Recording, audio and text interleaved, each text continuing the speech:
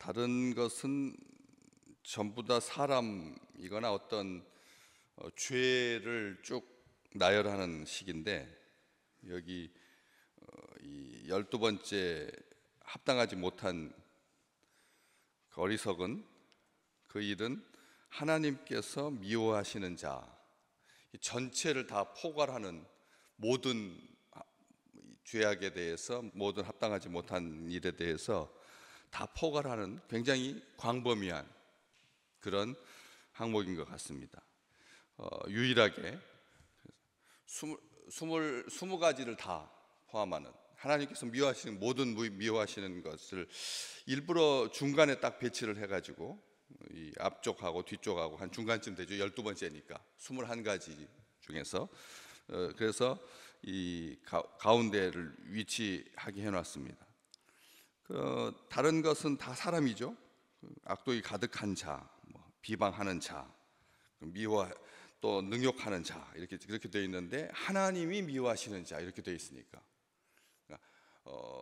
어떤 사람이 아니라 하나님께서 미워하신다 이렇게 기록되어 있습니다.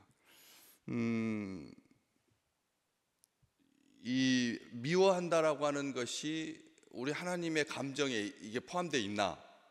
이렇게 만약 우리 하나님이 이 미워하신다라고 하면, 하나님께서 질투하신다라고 하는 그 표현도 우리에게는 굉장히 송구스러운 표현이죠.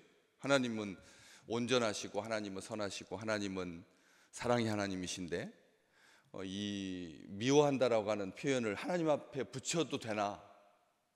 어떻게 바울은 하나님의 그 성품 가운데 이 미워하는 감정을, 인간의 감정인데, 신의 감정이 아닌데 어떻게 이 미워한다라고 하는 것을 하나님께 말할 수가 있는가? 굉장히 하나님 앞에 죄송스러운, 질투는 그래도 조금 나은데 미워한다라고 하는 것은, 우리 주님께서 이것은 살인하는 거라고 했으니까, 죽이는 거라고 했으니까, 그래서 별로 하나님하고는 안 맞는 그런 부분이다라고 하는 것이죠. 스스로 주님께서 이것을 하나님께서 깨트리시는 건가? 악은 미워하셔도 사람은 미워하시지 않는 분이 하나님이실 것 같은데, 그렇잖아요? 그러니까 여기다 이렇게 써야 되죠. 하나님께서 악을 미워하시고, 이렇게 만약 쓴다면 악을 행하는 자를 미워하신다든지 이렇게 이런 표현을 쓰는 게 우리로 하여금 한결 좀 가볍게 편하게 이 말씀을 대할 수가 있을 텐데, 왜 하나님은 스스로 자기 약속을 깨트리시는 건가? 잠언 6장에 보면 하나님께서 미워하시는 것, 이게 싫어한다라고 돼 있죠. 솔로몬은 하나님께서 싫어하는 것이 67가지다라고 말하면서, 교만한 눈, 거짓된 혀, 무죄한 자의 피를 흘리는 손, 이렇게 해가지고 쭉 나오죠. 6가지가 그렇게 나오는데, 거기에서 싫어하시는 것이는 자기 혼자서, 우리가 생각할 때 혼자서 싫어하는 것쯤이야 괜찮지만, 이 미워한다라고 하는 이 부분은 영향을 미치는, 사람을 죽이는 거니까. 싫어하는 것은 자기 혼자만의 감정이라면, 미워한다라고 하는 말은 다른 사람에게 영향을 미치는데, 하나님께서 미워하시는 감정을 가지게 되면 그것에서부터 벗어날 수 있는 그런 인생은 없거든요. 그렇기 때문에 우리가 이 부분이 굉장히 곤혹스러운 겁니다.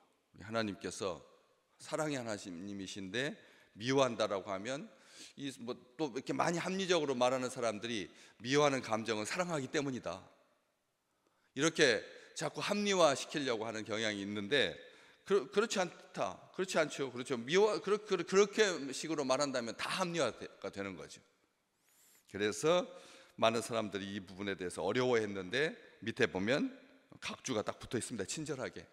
하나님께서 미워하시는 자를 뭐라고 번역되어 있느냐면, 또는 하나님을 미워하는 자요, 이렇게 되어 있습니다. 아주 편한 해석인 거죠. 사실은 하나님을 미워하는 자, 죄죠. 합당하지 못한 죄이고 그 중에서 죄 중에서 가장 큰 것 같은데 12번째다 위치해놨어요. 하나님을 미워하는 게 제일 위여야 되잖아요. 그렇잖아요. 이게 우리가 생각할 때 신앙적인 판단으로나 여러 가지 면으로 봤을 때 하나님을 미워하는 것이 죄 중에 죄일 것 같은데 12번째 위치하고 있습니다. 그러면 굉장히 희석화된 거죠. 그런데 하나님을 미워하는 자라고 하는 이 표현이 우리로 하여금 하나님을 미워하는 것 정말 합당한, 근데 이 합당하지 못한 일을 행하는 그런 거다라고 하는 것을 알 수가 있는데, 이러한 일들을 행하는 사람은 사형에 해당한다. 32절에 분명히 기록되어 있습니다. 하나님을 미워하는 게 사형에 해당하는 거다. 하나님을 미워하는 게 사형에 해당하는 거다. 하나님께서 정하셨다, 그렇게 딱 말하고 있습니다. 그런데 자기들만 행할 뿐만 아니라 다른 사람들한테 이걸 전염시킨다는 게 문제가 있는 거죠. 하나님을 미워하는 이 감정이 다른 사람에게 전염된다라고 하는 것입니다. 그래서 이 하나님을 미워한다라고 하는 것이 죄라는 건데, 하나님을 미워하는 것, 또 하나님께서 미워하시는 자, 이런 사람들은 어둠에 속해서, 죽음에 속해서, 멸망에 속해서 사망의 권세 아래 있기 때문에 빛으로 나오는 것을 굉장히 싫어합니다. 빛으로 나오는 것을 싫어한다. 마태복음은 분명히 말하죠. 하나님께서 자기 백성을 구원하기 위해서 이 땅에 오셨는데 사람들이 어둠에 있기 때문에, 어둠에 속해 있기 때문에 빛으로 나오는 것을 꺼려하여서 예수 그리스도를 영접하지 않는다. 요한도 분명히 그렇게 말하고 있고, 사도 요한도 분명히 그렇게 말하고 있습니다. 말씀이 육신이 되어서 우리 가운데 오셨는데 사람들이 왜 자기 백성을 구원하기 위해서 오신 하나님을 거부했느냐? 어둠이기 때문이라는 거죠. 어둠의 아주 철저한 특징 가운데 하나는 빛을 싫어한다. 사람의 인생, 우리가 생각할 때 인생들이 비진리 가운데 살다가 진리가 오면은 환호하고 손을 들어서 기쁨으로 영접하는 것이 아니라 오히려 더 숨는다라고 하는 것이죠. 자기 백성에게 오셨지만. 그렇기 때문에 이 하나님을 미워한다라고 하는 이 감정이 사람들에게 당연한 것입니다. 사람들에게 당연한 거죠. 어둠에 속한 사람은 하나님을 미워하게 되어 있습니다. 미워하라고 옆에서 부추기지 않아도 스스로 발전합니다. 그래서 인생들은 하나님을 미워합니다. 우리가 생각할 때 이렇게 좋은 시대에, 이렇게 아름다운 시대에, 이렇게 지식이 발달한 시대인데 지금 캄보디아에 난리도 그런 난리가 있을까요? 난리도 그런 난리가 있을까요? 우리 20살, 30살 그 젊은 청년들을 뭐라고요? 한 달에 1,000만 원씩 준다고. 한 달에 1,000만 원씩 준다고. 손목 다 잘릴 텐데, 손목 다 잘릴 거 아닙니까? 두들겨 맞아가지고 시체로 발견됐는데, 그 시신도 못 찾아가지고 그 절에 사원에다가 안치해놓고 있는데, 이게 지금 세상이 어떻게 돌아가고 있는지를 잘 알아야 된다는 거죠. 이게 후진국이어서가 아닙니다. 그 정권의 무능력 때문이 아닙니다. 어둠에 속해서 하나님을 미워하는, 이게 대표적인 우리가 지금 보고 있는 거죠. 우리가 체험하고 있는 겁니다. 우리나라는 안 그렇고 캄보디아만 그런가? 우리나라 안에서는 안 그런가? 더 교활하고 더 친밀하고 더 지능적으로 사람이 아예 폐가 망신하게 하는 그런 일들이, 어둠에 속한 일들이 요즘 너무 많지 않습니까? 너무 많습니다. 우리 요즘 계속 우리 꽃들도 일본에서 작곡한 곡이잖아요. 근데 묘한 중독성이 있잖아요. 거기에 보면은 이 하나님을 만나면 끝이다. 모든 어둠이, 모든 슬픔이, 모든 절망이 하나님한테만 있으면 모든 것이 다 온전해지는데, 하나님을 떠나면, 하나님을 미워하면 모든 것이 다 엉켜있게 된다는 거예요. 한번 가만히 생각해 보십시오. 그렇지 않겠습니까? 어둠에 속한 일들을 생각해 보십시오. 모든 그 일들이, 그런 악들이 그냥 독버섯처럼 만연할 수밖에 없는 것이죠. 그래서 하나님이 미워하시면 끝이라는 겁니다. 이 말은 하나님을 미워하는 자, 하나님께서 미워하시는 자, 이렇게 미워하든 저를 하나님께서 미워하시든 하나님을 미워하든 그 인생은 끝인 거죠. 끝이다라고 하는 것을 보여주고 있는 겁니다. 하나님의 마음에 합한 하나님께서 기뻐하시는 우리 믿음의 백성들, 모든 일이 합력하여 선을 이루시기를 진심으로 축복합니다. 모든 일이 합력하여 선을 이루게 되는, 오늘 또 하나님의 아들을 주기까지 우리를 사랑하셨는데, 마음과 목숨과 뜻을 다해서 하나님을 사랑하는 것, 또 그 말은 또 무슨 뜻이냐면, 사실은 하나님을 사랑한다라고 하는 말이 어떻게 해요? 이제 그렇게 자꾸 묻잖아요. 하나님이 싫어하시는 것을 안 하는 게 하나님 사랑하는 거예요. 아까 잠언 6장에 하나님께서 여호와 하나님께서 싫어하시는 건 67가지 중에 악한 계교를 꾀하는 마음, 5번째 빨리 악으로 달려가는 발, 6번째 거짓을 말하는 망령된 증인, 7번째 형제를 이간하는 자. 정확히 나와 있습니다. 앞에 교만한 눈, 거짓된 혀, 무죄한 자의 피를 흘리는 발, 다 신체와 연결되어 있습니다. 눈도 죄를 짓고, 그리고 혀도 죄를 짓고, 그리고 손도 죄를 짓고, 네 번째 악한 계교를 꾀하는 마음도 죄를 짓고, 빨리 악으로 달려가는 발도 죄를 짓고, 거짓을 말하는 망령된 증인 혀가 또 이제 혀가 2번이나 3번이나 반복됩니다. 7가지 중에서 3가지가 혀와 관련되어 있어요. 나머지는 한 번씩 손과 발과 눈과 마음 외에는 다 혀입니다. 마지막 7번째가 뭐냐면 형제를 이간하는, 이간할 때 혀로 이간하잖아요. 혀로 이간하잖아요. 그렇기 때문에 이러한 것들은 하나님이 싫어하신다라고 되어 있거든요. 하나님을 사랑하는 사람은 하나님께서 싫어하시는 일을 안 하는 거죠. 여기 안 해야 됩니다. 안 하는 거짓을 말하는 망령된 증인이 되는, 다른 것은 다 손과 발과 마음과 혀잖아요. 그런데 6번째 죄만 거짓을 말하는 망령된 증인이라고 되어 있습니다. 하나님께서 싫어하시는 것이 증언이라 그래야 되잖아요. 혀와 관련됐다면 증언이라 그랬잖아요.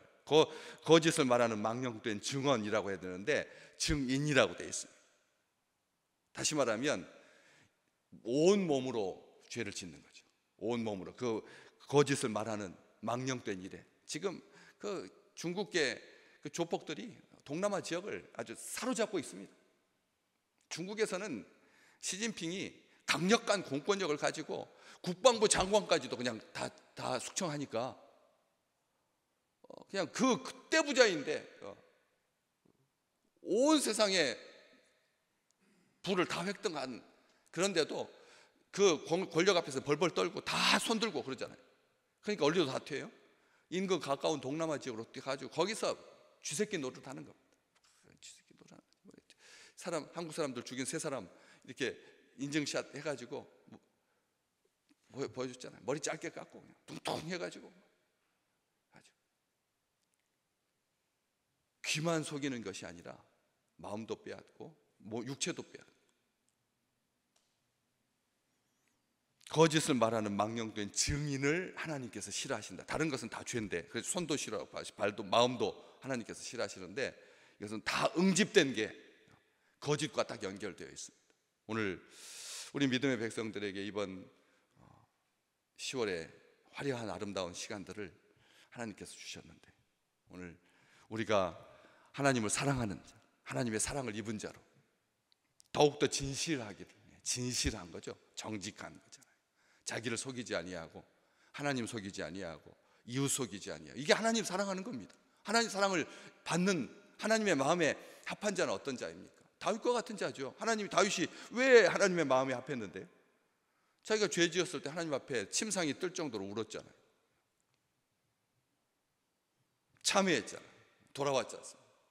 하나님 기뻐하시는 일 즐거워했고, 하나님의 이름이 원수에게 능욕당한 것에 대해서 아주 분개했지 않습니까? 하나님이 온 세상의 왕이신데, 물질 그 1000만 원에 자기 인생을 팔아가지고 50명이 줄줄이 깨어가지고 한국에 압송돼가지고 다 경찰, 충청도 지역의 경찰에 싹 다 거의 다 충청도 경찰청에서 이번 사건을 메인으로 맡아가지고 다 지금 확인하면서 우리 다음 세대가 이렇게 농락당하지 아니야, 유린당하지 아니야, 하나님을 기뻐하고 정직하게 벌어서 일하면 아버지 세대를 능가할 수 없다라고 하는 이 참혹한 거짓 속임에 속아가지고 우리 자녀들이 허황된 것들을 쫓다가 멸망의 길로, 죽음의 길로 그렇게 가지 아니하고 하나님의 마음에 합한 자로, 하나님을 기뻐하는 세대로 그렇게 나아갈 수 있도록 우리가 기도해 하고 하나님께서 들으시고 응답하셔서 하나님의 사랑이 충만한, 하나님을 사랑하는 우리 민족이 되고 우리 교회가 되고 우리 성도가 되고 우리가 되기를 주님의 이름으로 축복합니다.